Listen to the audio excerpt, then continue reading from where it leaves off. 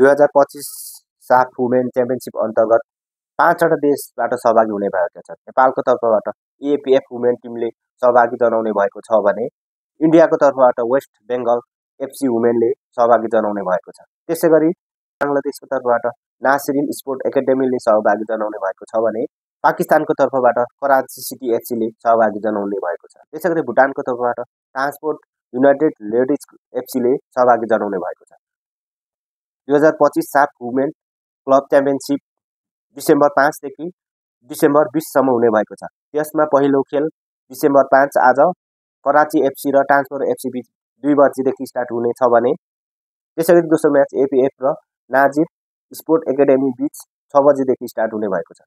तपाईहरु एनपीएल चलिरहँदाखेरि एनपीएलतिर मात्र ध्यान दिनु भएको छ होला। यसो फुटबलतिर निप्न लागेको फुटबलतिर पनि यसो ध्यान दिनु होला। मैले शेड्युल राखेको छु यहाँ कुन डेटमा कुन क्लबको म्याच छ भनेर मैले शेड्युल यहाँ राखेको छु। तपाईहरु त्यो हेरेर केही टाइम फुटबललाई पनि दिन अनुरोध गरे मैले, किनभने फुटबलमा लागेको किरा धेरै वर्ष भइसक्यो। त्यो किरालाई सफाइ गर्ने कुनै पनि औषधि अहिलेसम्म नेपाली फुटबलले पाएकै छैन। बरु एम्फा भित्र लाग्ने किराले गर्दाखेरि नेपाली फुटबललाई राम्रो गर्न सकिरहेको छैन।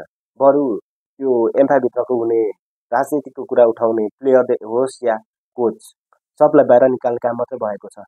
त्यसलाई सुधार्ने किरा भन्दा पनि त्यसलाई कसरी चाहिँ त्यो बोल्ने मान्छेले चाहिँ कसरी चाहिँ हटाउने या उसको बोलीलाई दबाउने काम भइरहेको छ भनेर त तपाईहरुले अहिलेको दुईजना हेड कोचहरुको स्ट्याटसले नै देख्नुहुन्छ। उनीहरुलाई नेपाली फुटबलको वास्तविकतालाई अगाडि ल्याउँदाखेरि उनीहरुलाई नै जागिरबाट हटाइएको छ। त्यो सँगै प्लेयरहरुले पनि एकमुष्ट हुन सकेको छैन नि त। त्यो धरनाहरु दिने काम त भएको छ, तर सबै प्लेयरहरु एकमुष्ट हुन नसक्दाखेरि अब त्यो त एक दुईजनाले त कहाँ पुरा गर्न सकिन्छ र। त्यो त जेन्जी रेभोल्युसन जसरी प्लेयरहरु जतिजना नेसनलदेखि होस् या क्लबदेखि खेल्ने प्लेयरहरु उनीहरु एकमुष्ट भएर एन्थाको एगेन्स्टमा बोल्नु पर्यो नि। किनभने कुनै पनि लिगै भएको छैन। जम्मा वर्षमा एउटा ए डिभिजन हो या बी डिभिजन कुनै पनि लिग नहुँदाखेरि त नेपाली प्लेयरहरुले त कसरी अब राम्रो परफर्मेन्स गर्छ त नेसनल टिमबाट। अब उनीहरुबाट परफर्मेन्स मात्र खोज्ने, उनीहरुलाई चाहिने फ्यासिलिटी प्रोभाइड नगर्ने, रिजल्ट मात्र खोज्ने तर त्यसमा चाहिने इक्विपमेन्टहरु प्रोभाइड नगर्ने, उनीहरुलाई डाइटिङदेखि लिएर हुन्छ कि अब प्रोपर ट्रेनिङहरुदेखि लिएर हुन्छ। उनीहरुलाई ट्रेनिङ सेसनमा राख्नु पर्यो, उनीहरुको क्याम्पमा राख्नु पर्यो। अब त्यो कुनै पनि छैन। बरु तपाईहरु अस्ति भर्खर युनाइटेड वुमेनको बारेमा थाहा छ होला नि त। त्यो एकजना बहिनीले बोल्दाखेरि उसको मिस्टेकले बोलेको हो, त्यसरी अलिक सोचेर बोल भनेर उसको टङ्सले भएको रे भनेर एम्फाको अधिकारीले नै भनिसकेछ। अझै बोल्दाखेरि सोचेर बोल्नु नानी भनेर उसले त सोशल मिडियामा ओपन च्यालेन्जै दिएको भन्दा पनि उसले त वार्निङ जस्तै हो नि त। त्यो भर्खर उ त U20 मा त खेल्दैछ, उसलाई थाहा नहुनु त के, उसलाई पनि रियालिटी त थाहा हुँदैछ नि त।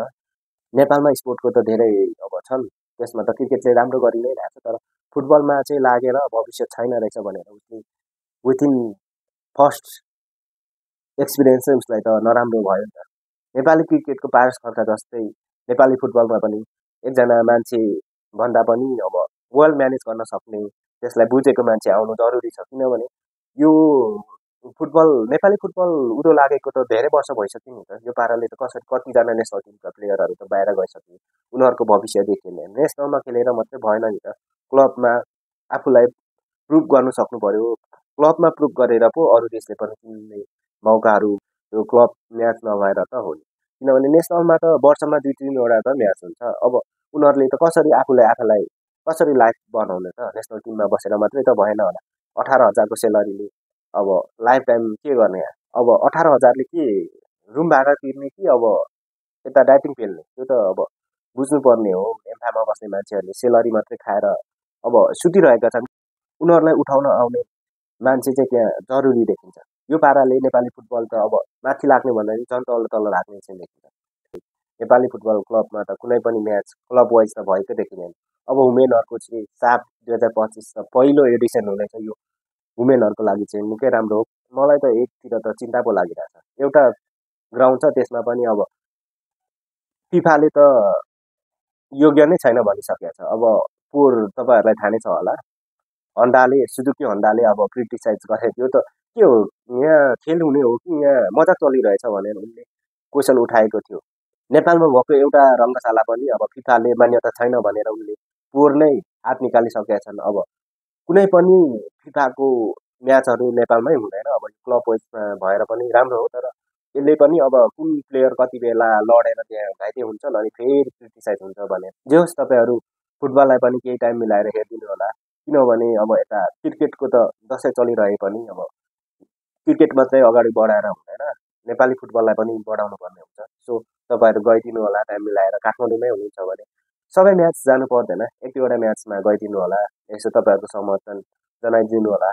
अब तपाईँहरू काठमाडौँभन्दा भ्याली बाहिर हुनुहुन्छ भने फुटबलकै लागि आउने कुरा त भएन, तर तपाईँहरू युट्युब च्यानलमा हेर्न सक्नुहुन्छ।